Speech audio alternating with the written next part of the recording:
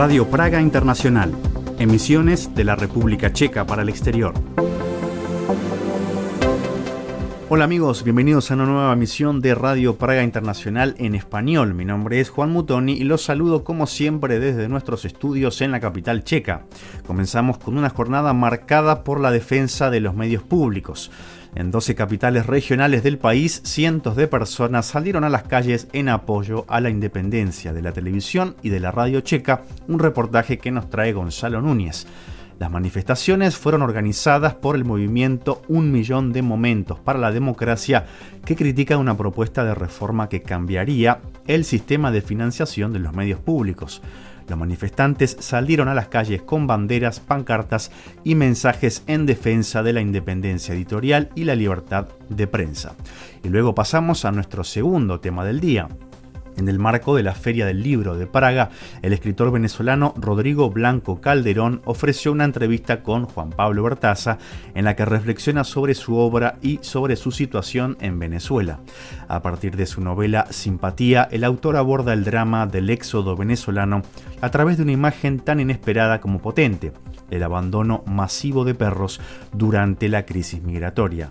Blanco Calderón habló también de su experiencia entre distintas ciudades europeas y de su mirada sobre Praga, así como de la compleja situación política de su país y su futuro incierto. Pero antes descubrimos las noticias del día. Noticias. La coalición de gobierno checa debatirá el próximo 25 de mayo la propuesta de reforma sobre la financiación de los medios públicos, anunció el domingo el primer ministro Andrej Babiš. El proyecto prevé reemplazar las actuales tasas pagadas por hogares y empresas por una financiación directa desde el presupuesto estatal para la televisión checa y la radio checa. Según Babiš, tras alcanzar un acuerdo dentro de la coalición, se abrirá un debate público con los directores generales de ambos medios. El plan ha sido criticado por expertos, la oposición y las propias direcciones de la televisión y la radio checa, que advierten sobre una posible pérdida de independencia de los medios públicos. Un total de 13 personas acusadas en el megacaso de corrupción que ha sacudido al fútbol checo han reconocido su participación en la manipulación de partidos y en el pago o recepción de sobornos, según informaron Radio Journal y la agencia ČTK. Entre los implicados se encuentra el futbolista Samuel Šigut del club Kavirna, quien habría admitido haber apostado en encuentros, influido en al menos 2 partidos y recibido un soborno, según declaraciones recogidas por la policía. La investigación afecta a un total de 32 personas imputadas desde finales de marzo y ha derivado en múltiples procedimientos disciplinarios por parte de la Asociación de Fútbol de la República Checa. El caso también alcanza a clubes de primera y segunda división, mientras las autoridades deportivas continúan analizando posibles sanciones y la extensión de la red de partidos manipulados. El club de fútbol Slavia de Praga no pondrá en marcha su sistema de cámaras con reconocimiento facial, según anunció su presidente Jaroslav Tvrdik en declaraciones realizadas en la televisión checa. El dirigente explicó que la decisión se tomó tras consultas con la Oficina de Protección de Datos Personales de la República Checa, que advirtió de posibles sanciones y elevadas responsabilidades legales por el uso de esta tecnología. Tvrdik señaló que el marco legal europeo sobre inteligencia artificial impide actualmente aplicar este tipo de sistemas en estadios. El club mantiene la colaboración con la policía para identificar a los aficionados implicados en los incidentes ocurridos durante el reciente derbi de Praga, mientras continúa el debate público sobre la seguridad en el fútbol y el uso de biometría en el deporte. La mayoría de las escuelas checas ya ha adoptado algún tipo de restricción al uso de teléfonos móviles durante las clases, según datos preliminares de una encuesta realizada por el Ministerio de Educación. El sondeo también indica que cerca del 80% de los padres apoya estas medidas. En algunos centros, los cambios ya son visibles. Por ejemplo, en un instituto de Praga, los alumnos han sustituido los móviles por actividades como el billar, el futbolín o metegol y otros juegos durante los recreos. Directores de varias escuelas destacaron que las restricciones han mejorado la comunicación entre los estudiantes y el ambiente escolar. El cantante checo Daniel Žižka terminó en el puesto 16 de la edición 70 de Eurovisión, celebrada el sábado en Viena. Su interpretación de la canción Crossroads estuvo acompañada de problemas técnicos durante la transmisión televisiva. Según informó la BBC, la imagen se congeló durante varios minutos y el artista desapareció momentáneamente de la pantalla. Los organizadores confirmaron posteriormente un fallo menor de cámara, aunque aseguraron que ni el sonido ni la actuación se vieron afectados, por la que presentación no se repitió. La cantante búlgara Dara se coronó ganadora del certamen con su tema Bangaranga, hito con el que dio a Bulgaria su primera victoria en la historia de la competencia. Según la agencia AP, la artista logró imponerse gracias al ritmo de la canción y a una elaborada coreografía. Israel quedó en segundo lugar y Rumania en tercero.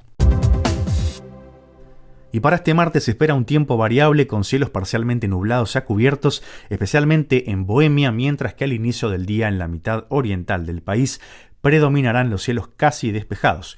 De forma aislada y en el transcurso de la jornada en varias zonas podrían producirse chubascos o lluvias con una baja probabilidad de tormentas. Las temperaturas máximas oscilarán entre los 18 y los 22 grados, aunque en el oeste del país se mantendrán entre 16 y 19. En las zonas montañosas, a unos 1000 metros de altitud, se esperan alrededor de 12 grados. Y estas han sido las noticias del día en Radio Praga Internacional. Manos fuera de los medios. Con ese lema, la ciudadanía salió a protestar en todas las capitales regionales del país este domingo para defender la radio checa y la televisión checa como medios públicos e independientes, como respuesta a los cambios en la ley de financiación que planea el actual gobierno de Andrej Babiš. Quedan con Gonzalo Núñez.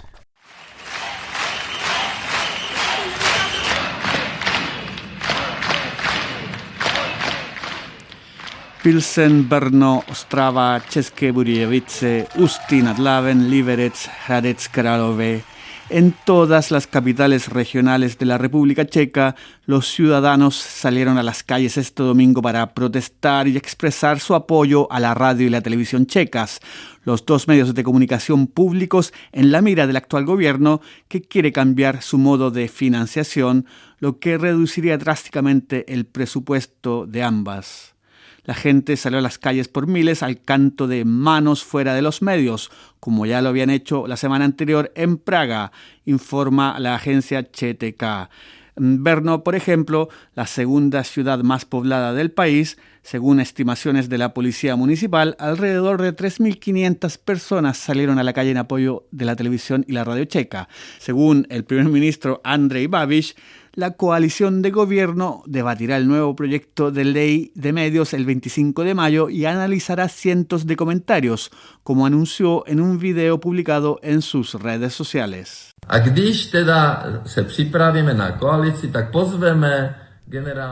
El periodo de consulta pública sobre el proyecto de ley de medios públicos ya ha concluido y, como les prometí, se recibieron cientos de comentarios, por lo que tendremos una reunión de coalición especial el 25 de mayo. Antes, el 22 de mayo, recibiremos el nuevo proyecto de ley. Lo discutiremos y, si llegamos a un acuerdo como coalición, lo presentaremos. Y cuando nos reunamos con la coalición, invitaremos al director general de la televisión checa y de la radio checa y debatiremos públicamente nuestras propuestas en el marco de la ley. Y por supuesto, no queremos hablar sobre el contenido todavía. Según el primer ministro, la oposición podrá expresar su opinión durante el debate en la Cámara de Diputados. Andrej Babiš comentó también que el último Consejo Gubernamental para las Minorías Nacionales debatió la disminución de las contribuciones estatales a la radiodifusión extranjera. La radio checa ya redujo la plantilla de Radio Praga Internacional en una cuarta parte debido a los recortes del Ministerio de Asuntos Exteriores. El primer ministro considera que la decisión de limitar la radiodifusión extranjera y, al mismo tiempo, reducir el apoyo financiero tiene ahora un trasfondo político, pero, se defiende Babiš, el gobierno anterior también realizó recortes. El proyecto de ley de financiación de medios es criticado por la oposición y la comunidad profesional. El plazo para presentar comentarios sobre la enmienda finalizó la medianoche del viernes. La Cámara de Comercio y la Oficina Antimonopolio creen que el concepto de servicio público de los medios no está claramente definido en el proyecto de ley y podría entrar en conflicto con la normativa de la Unión Europea. Según una encuesta publicada por el servidor Novinky.cz, la mayoría de los checos desea que la televisión checa y la radio checa continúen desempeñando su función informativa como hasta ahora. La encuesta también reveló que la población apoya la continuidad de la mayoría de los programas de los medios públicos, desde programas educativos e infantiles hasta deportes y entretenimiento. Sin embargo, las opiniones de los votantes de los distintos partidos sobre su credibilidad y equilibrio difieren significativamente. Los medios públicos gozan de la mayor confianza entre los votantes de los partidos de la oposición. Según el nuevo borrador, en lugar de las cuotas de los hogares y las empresas, la radio y la televisión checa recibirán una cantidad fija del presupuesto estatal, pero mucho menos de lo que reciben ahora por el pago del canon. El proyecto de ley prevé asignar alrededor de 228 millones de euros a la televisión checa y unos 82 millones de euros a la radio checa, lo que supondría una drástica reducción de los ingresos actuales, según datos citados por diversos medios. Tras mantener un cálido encuentro con el público local en el marco de la Feria del Libro de Praga, el escritor venezolano Rodrigo Blanco Calderón revela en esta entrevista sus impresiones sobre la capital checa, su mirada sobre la detención de Nicolás Maduro y la impactante investigación detrás de Simpatía, la novela que encontró en la realidad de los perros abandonados durante el éxodo venezolano una imagen tan devastadora como novedosa de la crisis de su país. Quedan con Juan Pablo Bertaza.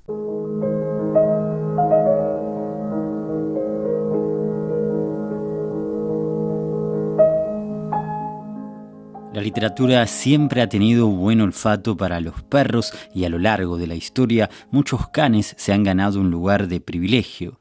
Desde Argos, el perro de Ulises, que fue el primero en reconocer al héroe en su regreso a Ítaca, hasta Karenin, de la insoportable levedad del ser de Kundera, cuya fidelidad y entrega contrastan con la fragilidad emocional de los demás protagonistas. Sin embargo, en la narrativa reciente, pocas novelas han dejado una huella tan potente como Simpatía de Rodrigo Blanco Calderón, que consigue un gesto profundamente literario, mostrar a través de los perros y de su abandono masivo durante el éxodo venezolano una cara menos explorada de la tan narrada crisis de ese país, tal como confirma el escritor, uno de los invitados más destacados de la Feria del Libro de Praga. Yo soy un loco por los perros, siempre me han gustado. Al principio como cualquier niño que ha tenido perros y le gustan los perros, pero que ha sido una relación y un amor por los perros que ha ido madurando, ¿no? Que para mí ha sido un proceso el proceso de maduración mío como persona ha marchado en paralelo a cómo ha cambiado mi relación con los perros, ¿no? De cómo los he ido entendiendo cada vez más como unos compañeros y unos espejos del ser humano, ¿no? Entonces, sí, yo soy un loco por los perros. De chiquito tuve perros y tengo un perro, sí. La vida sin perros para mí me parece una vida miserable. En sintonía con esa idea de madurez, Rodrigo explica que aunque durante casi toda su vida en Caracas su familia tuvo perros, recién desde que se instaló en Málaga hace ya unos 7 años, siente con su actual perrita una responsabilidad absoluta, experiencia que transformó su vida cotidiana en base a su cuidado. Lo curioso es que parte de ese vínculo ya se había anticipado en la profunda dedicación con la que en Simpatía abordó exactamente lo contrario, el abandono masivo de perros durante el éxodo venezolano. Hubo muchos casos que me impactaron mucho porque cuando yo escribí esta novela, yo la escribí en el verano de 2018, que fue el último verano que yo pasé en París. Es un verano en que yo trabajaba también cuidando perros en mi casa en París. Como no podía tener un perro propio, gente se inscribía en una página web y tenía que viajar el fin de semana y necesitaban a alguien que les cuidara el perro y yo lo cuidaba en mi apartamento, ¿no? Que era un apartamento mínimo. Y en paralelo, mi familia en Caracas, que creó una fundación de rescate de perros de la calle, me estaba contando todas las noticias, los casos horrendos que veían a diario de abandono de perros. Se vieron unas historias terribles que hablan de esa crueldad ya no únicamente del dictador, de la policía secreta, de los esbirros, sino de la gente. Y yo siento que en sistemas como el que se ha vivido en Venezuela, pero que ha sucedido en otras partes, hay un modelo de inmoralidad que impera para la sociedad y que termina diciéndole a toda la gente, bueno, hacer estas cosas no está tan mal. Eso es de lo peor para mí de una dictadura que pone la vara moral y ética en lo más bajo. En ese sentido, le parece tremendo que en nombre de la situación desesperada que vivían quienes tenían que dejar el país, se justifique la crueldad que en muchos casos significaba el abandono de los perros, aunque tal como él mismo explica, había, por supuesto, algo mucho peor. De lo mucho que investigué, algo que a mí me pareció de lo peor es que en Venezuela incluso los perros se convirtieron en presos políticos. ¿Qué quiero decir? Hubo casos de personas que tuvieron que escapar del país por razones políticas, escapar de un día para otro y en sus casas quedaron a familiares o quedaron los animales. Y la policía política chavista, hubo casos donde se llevó presos a los perros de los emigrantes políticos. Y hubo un caso donde a un perro se lo torturó, se lo grabó y se le envió el video de la tortura del perro al emigrante. Agrega Rodrigo que cuando la novela salió a la luz, el hijo de uno de los grandes perseguidos del régimen la leyó y le reveló que el gobierno había secuestrado a sus perros como castigo. En ese instante entendió que en una dictadura nadie está a salvo, ni siquiera los animales.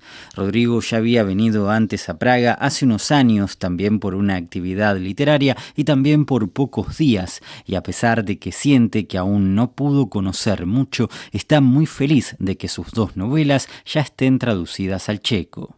Es como un lugar que para mí ya estaba cargado de magia, ¿no?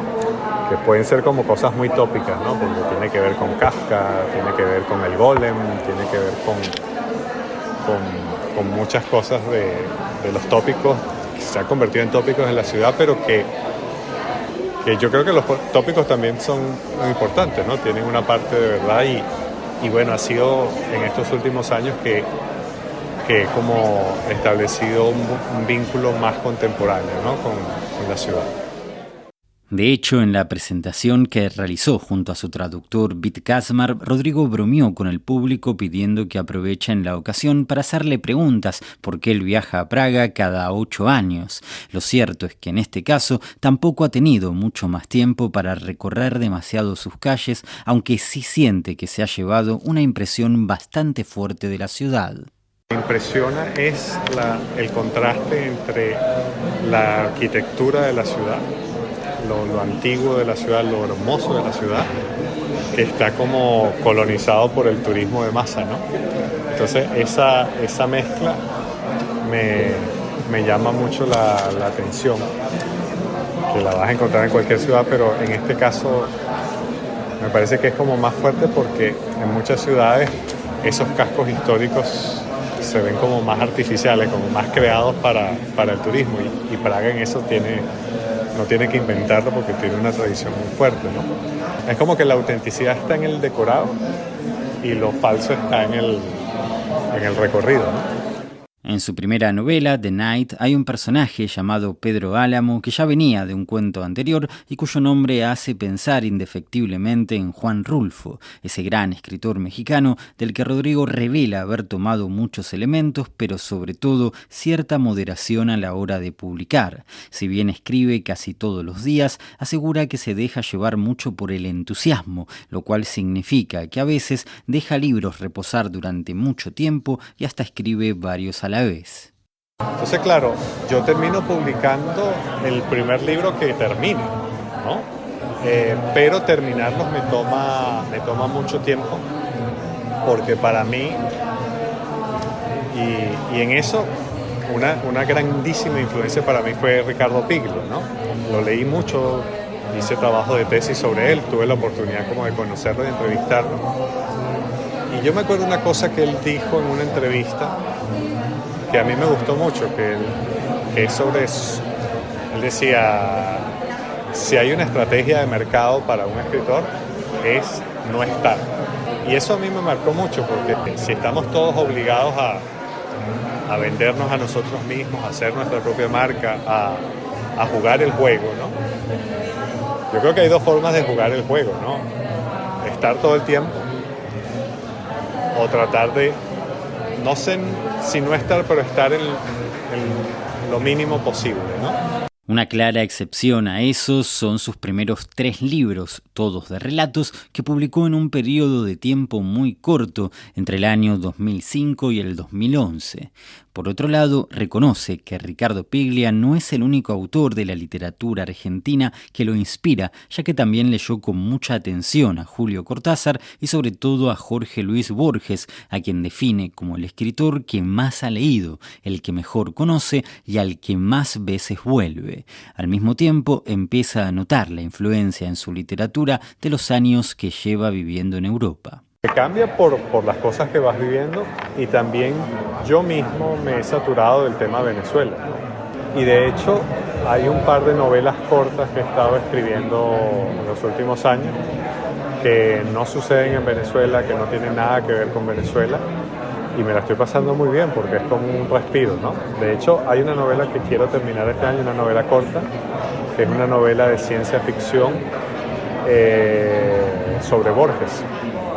Tiene solo que ver con Borges, tiene que ver con Japón, tiene que ver con una cantidad de cosas en las que creo que Venezuela ni siquiera se menciona una sola vez, y me la estoy pasando muy bien. Pero el tema de Venezuela, por supuesto, siempre se impone, y Rodrigo recuerda que los días previos a la detención de Nicolás Maduro había muchos rumores de que algo así pudiera llegar a ocurrir.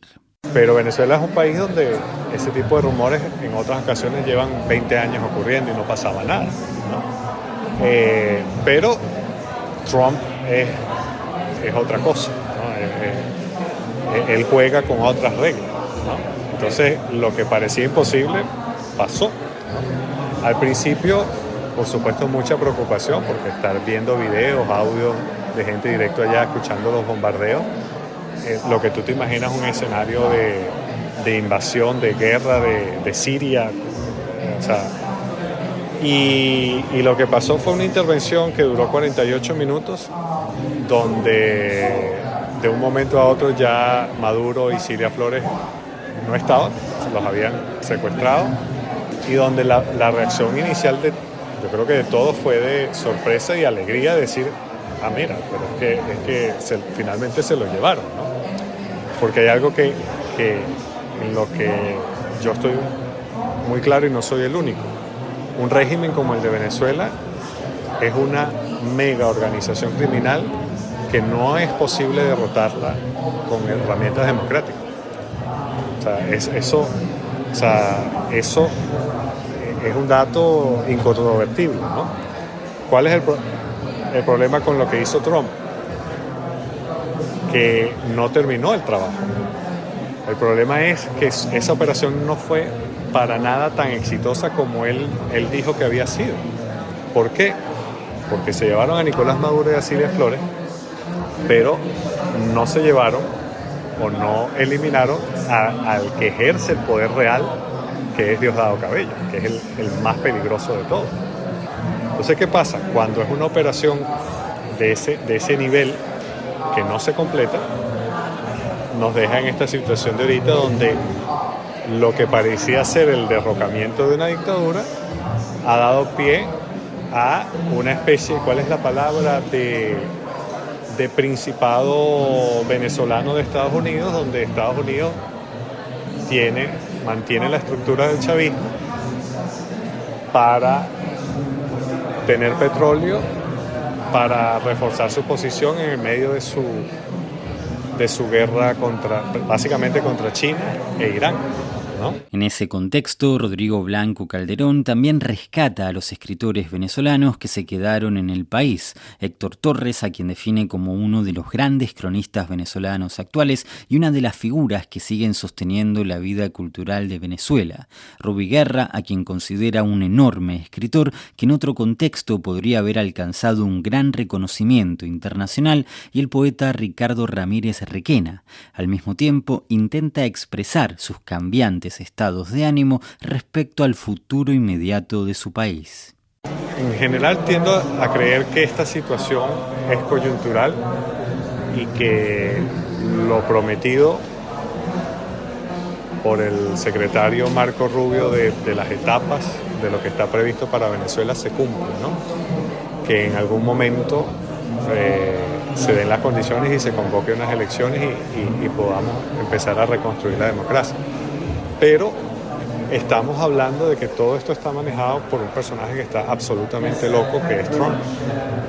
Un personaje que con un tuit puede deshacer todo lo que ha construido durante meses. Un personaje al que obviamente lo que menos le importa es Venezuela y los venezolanos. Y un personaje que en cualquier momento puede caer en Estados Unidos, ¿no? Entonces, el futuro de Venezuela en las manos de Trump es muy incierto.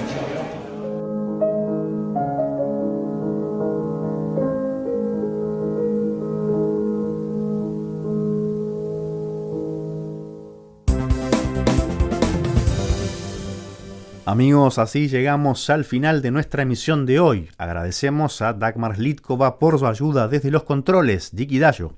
Como siempre, recuerden que pueden descubrir todos nuestros reportajes en espanol.radio.cz y también los invitamos a seguirnos en redes sociales. Gracias por estar del otro lado y nosotros nos volvemos a encontrar en una próxima ocasión.